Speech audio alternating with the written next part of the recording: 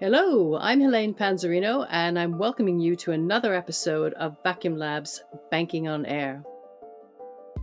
Today's episode is slightly different to our usual because it's part of a series that we're going to be running on the podcast that's all around Bitcoin, cryptocurrencies, DeFi, all the things that are occupying our attention right now, but we don't know exactly what's going on or what we really understand in the space. Also, later in April, there'll be another podcast release with one of the Vacuum Labs clients, Emergo, which discusses our cooperation and work on Ada Light, Yoroi, and Cardano. And today's episode should be something like an introduction to the whole crypto topic. So stay tuned, subscribe so that you're here for the following episodes as well. So today, as usual, I'm not alone on this podcast. I'm joined by David Stancel. David is the master of all things crypto, and literally he has a master's in all things to do with cryptos, which I hadn't really realized existed. He's also the founder of an NGO that's involved in this space in education and research and furthering people's understanding of the uses of crypto. So welcome, David. Hello, everyone. Happy to be here. David, there's a lot happening in this space. People are talking about Bitcoin right now, obviously, because of the way it's going up, and it seems to be taking on a larger-than-life space. But then it goes down, doesn't it? This is what we've seen this before. Some people see it as investing. Some people see it as gambling. Some people, they're now saying there's things coming onto the scene like NFTs, which is a new vocabulary for all of us. And again, people are asking, so what is this thing? Is it here forever? Is it a fad?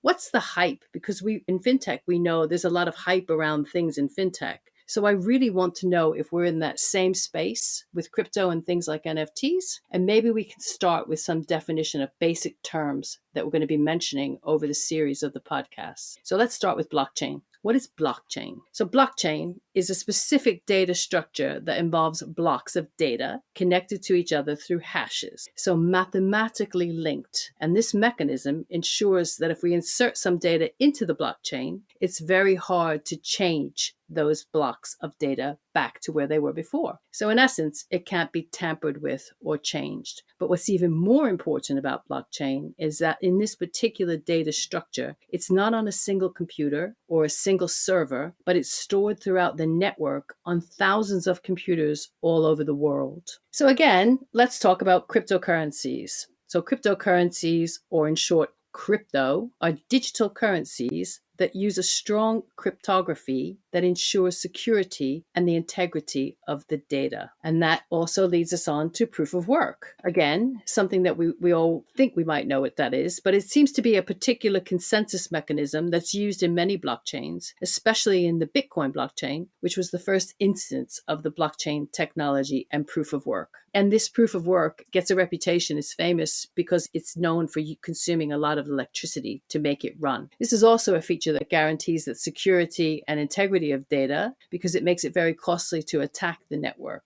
So meaning it makes it very costly to change any data in the blockchain, and that's secured by the proof of work mechanism. The latest blockchains and the newest blockchain networks are using some alternatives, which is called proof of stake. And proof of stake mechanisms are based on a slightly different notion where the weights or the influence of the network is not pegged to the computational power of the users, but to their stake in the network. In other words, to their wealth in the network, how many tokens they have, how much influence they can exert, or how much power they can exert over the network with that amount of tokens. The benefit of this kind of mechanism is that it consumes hardly any electricity, so much more eco-friendly, and hopefully it provides a similar level of security compared to the proof of work. A little bit confusing, and potentially a little knowledge is a dangerous thing, but as I said, stay tuned because as we go on in this series on the podcast, we'll discuss this more. So these are some basic definitions that David and I will be using in upcoming episodes.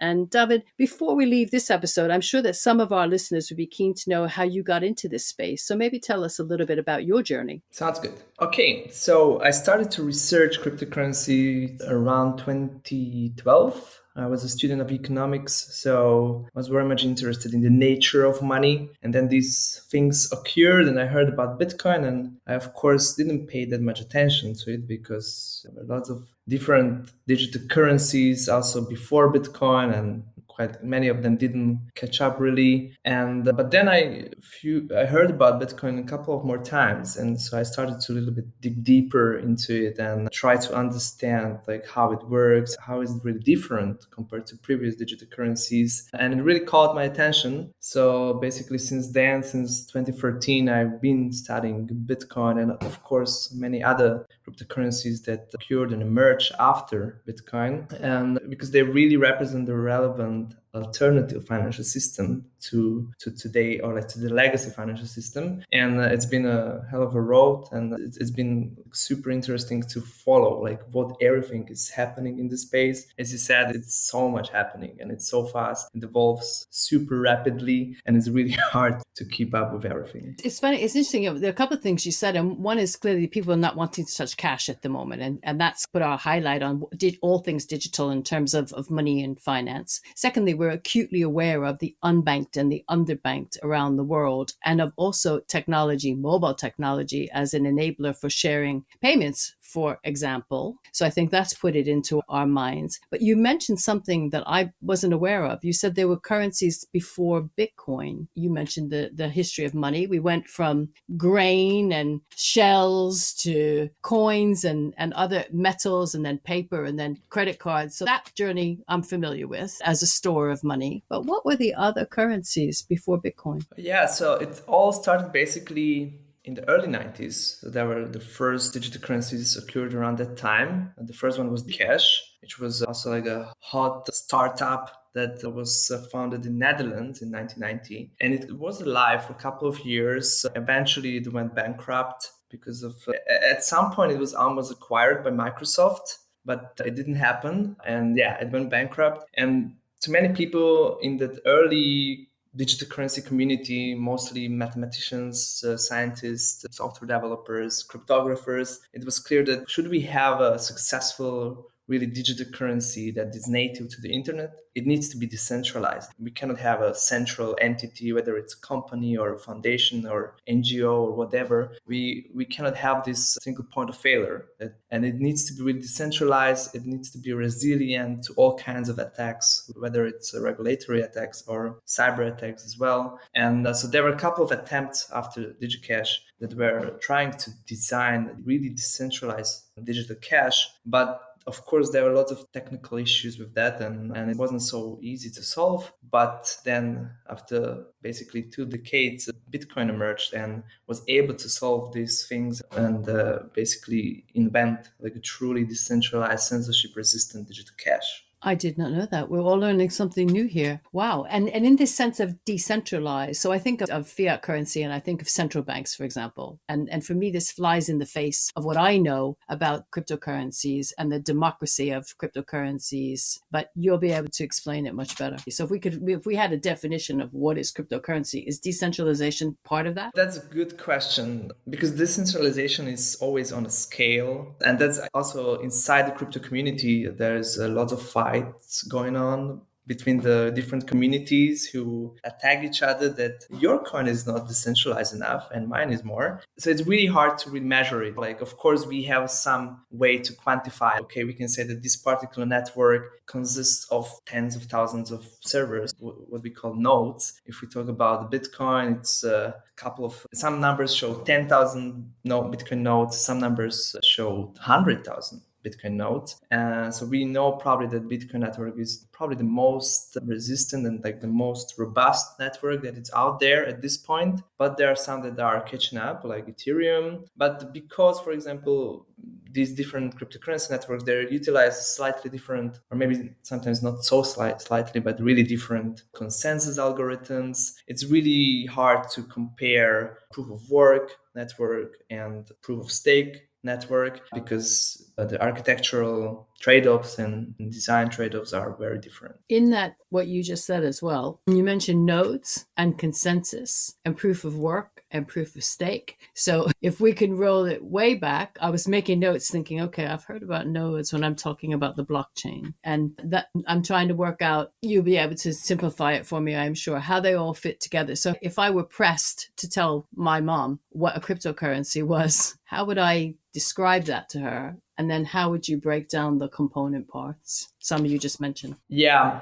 So typically, this doesn't apply only to digital currencies, but or like payment systems like PayPal. You have a central company that has some data centers and some servers that they are administering, and they are in charge of it. So they fully control it. They fully make sure that all the rules apply. But the beautiful things about digital currencies and cryptocurrencies is that there is no such entity in those networks. Anybody can join the network, which means that you basically download the software to your computer and you can run it on your computer directly. And there are thousands of other people doing the same thing. So this role of the central entity of the bookkeeper is distributed to all the people in the network, and anybody can join at any point in time, and anybody can leave at any point in time. So it's a very live and organic system, and that's a really beautiful thing about it. And all the participants in the network make sure that rules are followed. It's of course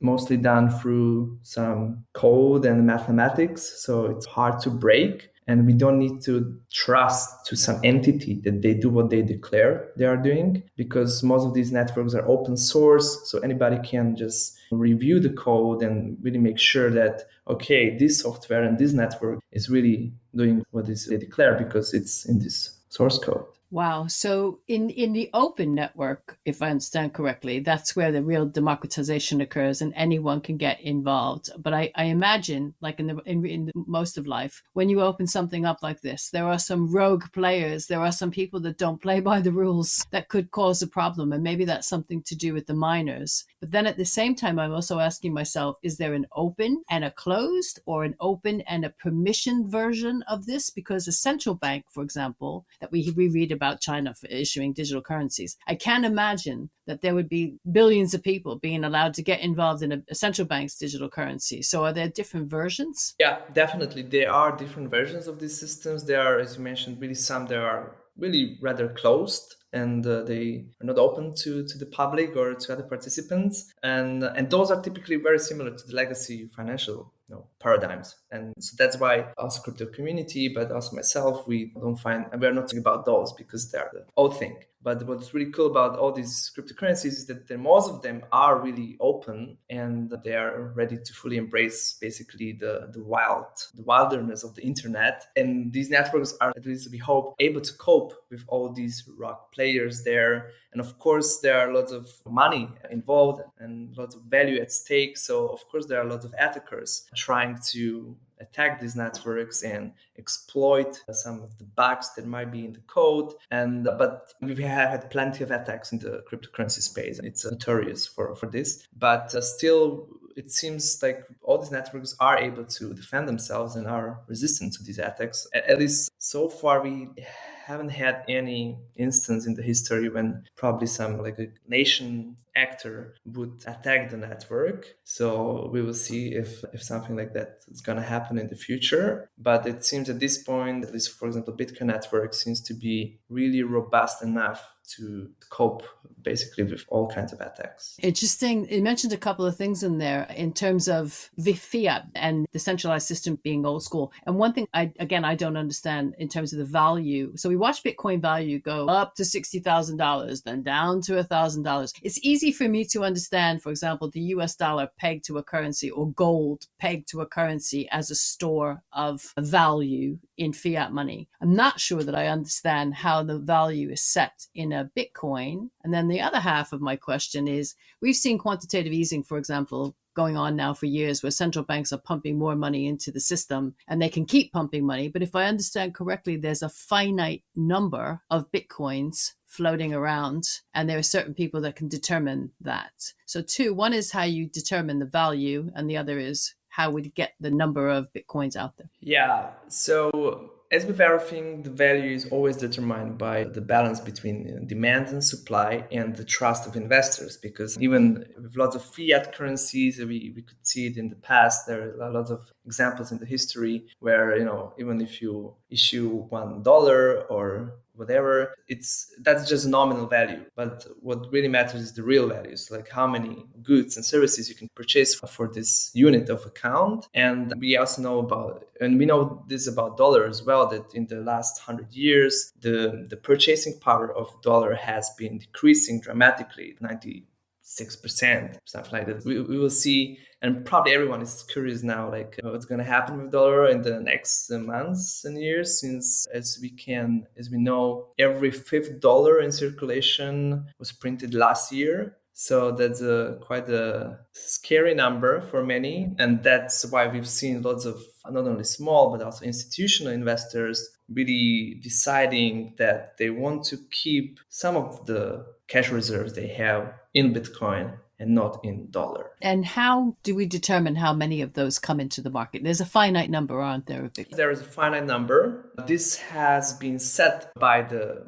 author of the Bitcoin code. We still don't know who he was. And so this is set in stone. There is a very wide consensus in the Bitcoin community that this should not be changed. And this is one of the major value propositions of Bitcoin. But of course, when we really zoom out, there is this about social consensus about within the group of developers and the wider community. So in theory, should the community decide that this number needs to be changed, the code can be changed too. And that it doesn't seem to be the case anytime soon. But I can imagine like situation like maybe 30, 40 years from now that this could be a topic for the community, but it's not now at this point. Okay. And there's another, maybe it's a myth, maybe it's a reality that floats around in the sense that you need a lot of computing power to do this, and that there's a village in China where you can see it from space because it's so lit up from all the computing power that it takes to do this. And that's not really aligned to our desire to protect the planet, as it were. So is that a myth or is that a reality? Both. First thing, it's largely misunderstood by the media and by the public, like how all this mining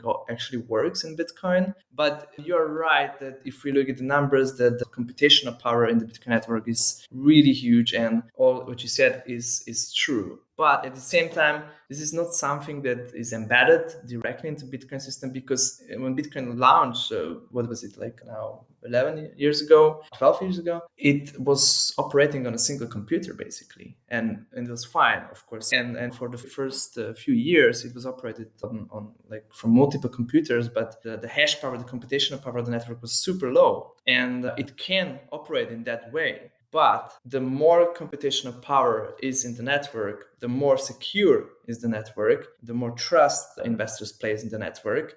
And that's the network effect of the Bitcoin and all this proof of work system. So, in a way, if Bitcoin hash rate will be cut by 70%, Bitcoin will operate just fine. It will be just a little bit less secure, relatively speaking. And also the hash power of Bitcoin in time, it also decreases sometimes. Of course, now, again, as the price rises, we can see the new all-time high every week, basically. But like 2 years ago, for example, when we had this price decline on the whole market, Bitcoin hash power was cut by 50% in a matter of a few weeks. So it does operate that way, but it doesn't have to necessarily. Okay. And actually, you say the value of it now, or we're watching it go up. And clearly that's something I think to do with what's happening in the world at the moment. But also this week, I think in the news, there was something about Visa, for example, settling a transaction using, I think it was Bitcoin, or was it a digital currency? It was Ethereum. Okay. So we'll talk about Ethereum in a minute. And I know that JP Morgan now has made an arrangement with PayPal where they're looking at the coin. So for me, hacking, lack of stability or a lack of, let's say, evenness in the value,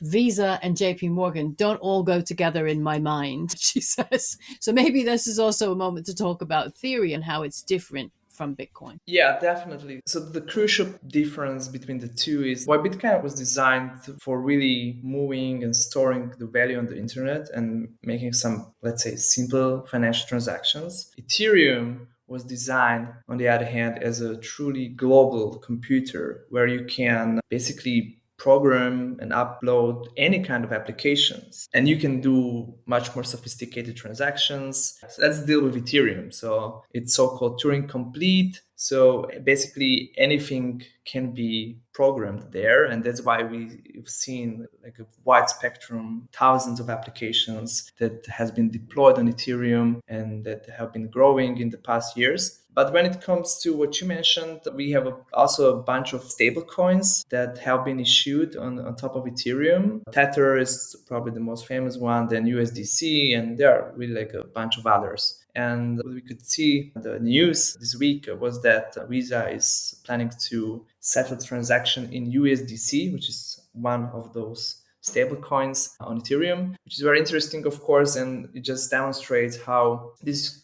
new parallel financial system that emerged as an alternative to the legacy system is now slowly merging together with the legacy system, and there will be these surfaces where these systems will be really connected, but also there will be the edges of these ecosystems where geeks survive and when basically money have different functions and different qualities. I love that geeks are ruling the world in one part of my ecosystem. So let me ask you a question. So say Visa settling in Ethereum, what does that mean in principle when I want to, if I have a coin of some kind and I actually want to go buy something with it where they don't accept the coin, how do I turn that into fiat money if we're running these parallel systems as well? Okay, so when it comes to this, in some way, we didn't help ourselves that much because we have again a bunch of middlemen involved in those transactions, right? So we have again banks and like financial intermediaries, like the company that is issuing this stablecoin USDC. The company behind this is called Circle, and now we have, of course, Visa, and so we are again creating permission layer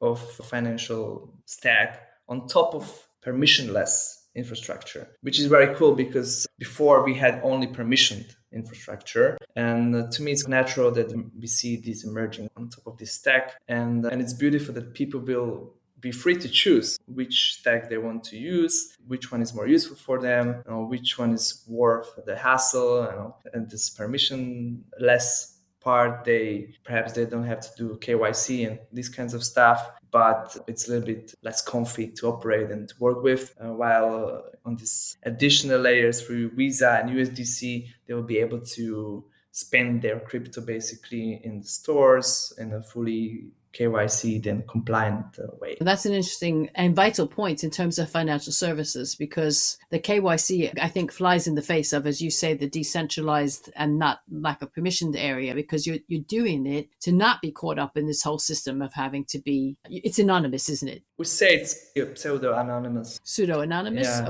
Okay. So a new word for us as well. And you said that there's, so we talked about Ethereum, and is it the ETH or the ETH is the, how do we pronounce that? Ether is the native currency of Ethereum. Okay. And then we have the stable coins, and there are a number of stable coins, aren't there? They're not just one. And they are some backed by what we know as usual currencies. So you mentioned the US dollar one. Yes, that's correct. They are issued by different companies as well. And we have different kinds of stablecoins. So while some of them are basically all those that we mentioned so far are issued by regulated financial entities, they're backed by the cash reserves in dollar. But then we have some other approaches how to create and issue stablecoins, for example, in really decentralized manner. Some example of that is a project called MakerDAO, which was probably one of the first DeFi projects out there. And it's basically decentralized autonomous organizations. And we have like different anonymous stakeholders involved who govern the protocol. And it's a set of smart contracts as well that govern the protocol. And those smart contracts store not the cash reserves, but the Ether reserves, and which serves as a collateral. And against that collateral, a new currency is minted, which this currency is called the DAI. And this currency is also pegged to the value of dollar. So one DAI is always a $1, and it's been in operation for almost like 3 years now. And it works quite well. And of course, this is something that regulators are not so happy about, that there are now, just pieces of code that issue their own stablecoins. So it's probably kind of hard to cope with from the regulatory point of view. That's a point, actually, and a good point to bring up now. The regulators, again, recently in the news, because of everything that's happening, we're seeing the regulator, for example, in the UK is looking at coming down with some thoughts on this. The US has been all over it for a while. How does a regulator, or how does the community deal with the regulatory environment, having so many different flavors or types of coin that have their own characteristics? some of them inevitably are going to be regulated. But again, for me, this kind of flies in the face of everything that's going on. But if it's going to be used in mainstream financial transactions, then as a consumer, I want it to be regulated. So where do we stand on regulation? There are multiple views on this, of course. In some way, the whole digital currency movement and all the people involved in the beginning had some very similar ideology. Most of them were libertarians. They were very much skeptical towards governments and the role of central banks in the economy. And so that's why they have been always trying to design systems that are really resistant against the possible attacks of regulators. And I understand this approach. I think it makes sense. But of course, it's a more nuanced debate as a whole. And I agree with this approach because since we don't have central entities, we don't have human interactions that much, we don't need to rely and we don't need to trust that the entity behaves like it declares. Because these systems are really open source. There is just math, there is just, code there that can make sure that the rules are applied. So in a way, these systems are regulated because these rules are embedded into them. So that's why I don't think it's so necessary to apply all these kinds of laws and regulations that we are used to from the legacy financial world,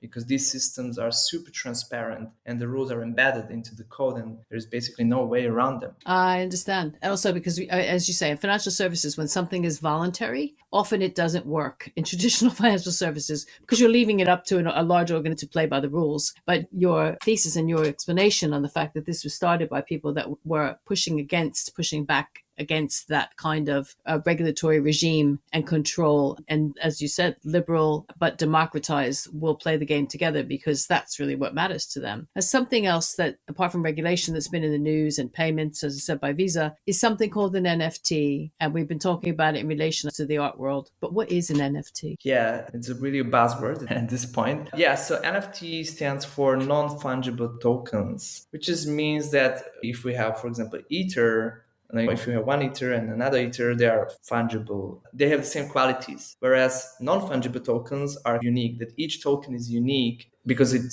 has different characteristics or different properties, let's say. It's a very general term, but so the real life example of that is, as we can probably see now in the media a lot, that we have lots of artists issuing their own NFTs, which means basically that they just create some sort of art product and they have a cryptographic representation of that on the blockchain in the form of a token. And that's a non-fungible token because that art is unique. Recently, it has been a way for many artists to monetize their artwork. We can probably have a long discussion whether it really makes sense to pay so much money for JPEG. And yeah, but it definitely makes sense in some cases. Is there a physical piece of art somewhere as well as the JPEG, or is it all done in a cryptographic way? So there's nothing that he can or she can sell, and then all of us have some impact if we have part of that. Most of the time, it's purely digital. Even though there are some cases of some artists that they really issued also physical art and that has a certificate in the form of NFT on the blockchain. But most of the time, all the NFTs are usually digital pictures that are on the blockchain. But of course, this is a very general explanation. What does it really mean that what is actually on the blockchain? And because oftentimes, you have some picture that is connected to the cryptographic token on the blockchain, but you can still work and operate that picture as usual. So you can download it from the website and you can put it wherever you want. So that's why I understand that many people are also skeptical about the whole thing with NFTs. That's why I think it's mostly now overhyped and there will be, in my opinion, a decline in the interest in NFTs in the upcoming weeks and months. But of course, there will be some sort of use cases that will prove to make sense and to be reasonable. Okay, I'm going to keep an eye on that. You also mentioned something there. Obviously, we make the assumption that blockchain is the technology that is behind the coins. And I know you mentioned the nodes before. Maybe just a little bit of a refresher on what's actually in the blockchain. What is the chain? What is involved in that? Oh yeah, so blockchain used to be a buzzword a few years ago a lot. It's not that much anymore. Now I think the world starts to understand that it's really the what we call cryptocurrencies that matter, because they, of course, most of them deploy some sort of blockchain, but it's not enough to say just blockchain, because it always needs to be more concrete to know what we're talking about. When we talk about blockchain and all the use cases, we usually mean some of the blockchains of the cryptocurrencies blockchains, right? So what's blockchain is a purely technical term. It's a specific data structure of where we store data in blocks, and these blocks are mathematically linked together, and they are stored on multiple computers in the network, not on a single server, as we mentioned before. So that's probably what blockchain is from very narrow technical perspective. But the most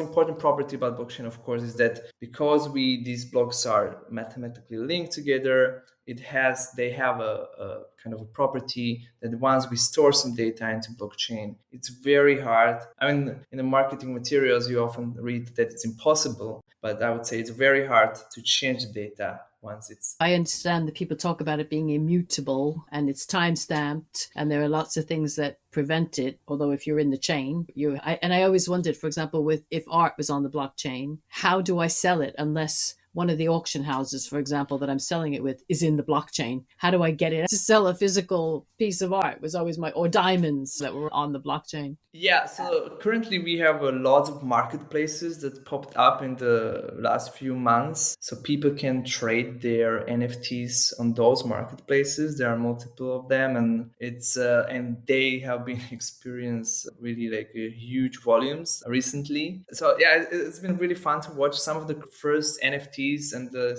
tradable crypto art were crypto kitties, which was probably the first really something that really caught a lot of attention at this point. It was like December 2017. But before that, there was a small project of CryptoPunks, for example, which was a collection of 10,000 pixel art pictures. And now each of them costs like 20, 30, some of them even 100K. Wow. Wow. I think the numbers, and I think that's the thing for the general population, right? The numbers that are involved in these cryptocurrencies blows your mind a little bit. And on one day, for example, you're watching Bitcoin be $1,000, and then I'm watching it go up, and it's 40, 50, 60. And to some people, it is like gambling. And everyone will say, if you don't play in here, if you can't afford to lose the money, and how do you decide when to get out? And I think from the tax perspective, if I sell them, how are they viewed from my tax return is one of the other questions that comes up. I remember someone selling them who had them early on to pay for his daughter's wedding. And the accountant was like, I guess it's like a security, right? How do you make the difference between it being a utility and being something that's a financial instrument? Yeah, that's a very good question, and there is no simple answer to that. And in general, all cryptocurrencies, especially because there are such a wide spectrum of assets there. Bitcoin,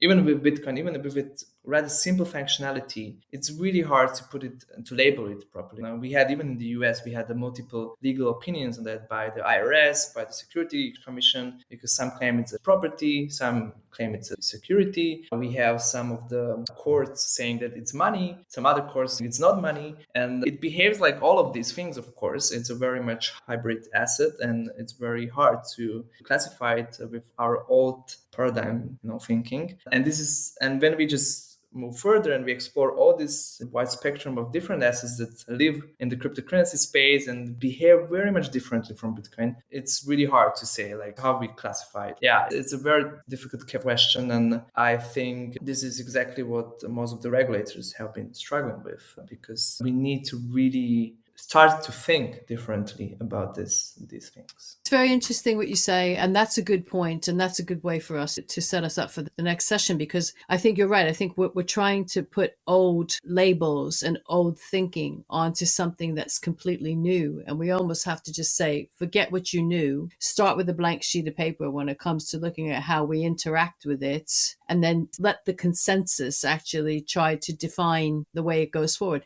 And in a way, if I'm honest, with the FCA, with the regulator in the UK, when crowdfunding first started, equity and debt, they sat back for a little while to watch this new thing because it was new before they came down with regulations. And I think that possibly because the amounts that we're dealing with right now, for example, in Bitcoin, are so large and so many people are getting involved from all different walks of life. People are trying to wrap their heads around how to protect, as regulators, to protect the consumer and protect the population, because that's part of their remit. And so maybe that's why they're tussling with it. I mean, the OCC in the US, Brian Brooks now has departed and gone to a cryptocurrency organization, was very bullish on bringing it into the discussion. I imagine that in emerging markets, it's something that will come up much more frequently or more readily than it does in other places, just because of the underbanked and unbanked. And of course, we've seen China take forward. They saw people using Bitcoin as a way to get money out of the country before they put the currency controls in. And now it's moved on in a country where you have a lot of regulation or no regulation, and it changes quite rapidly depending on what people decide. Maybe that's a great place to experiment with the regulated side or not. David,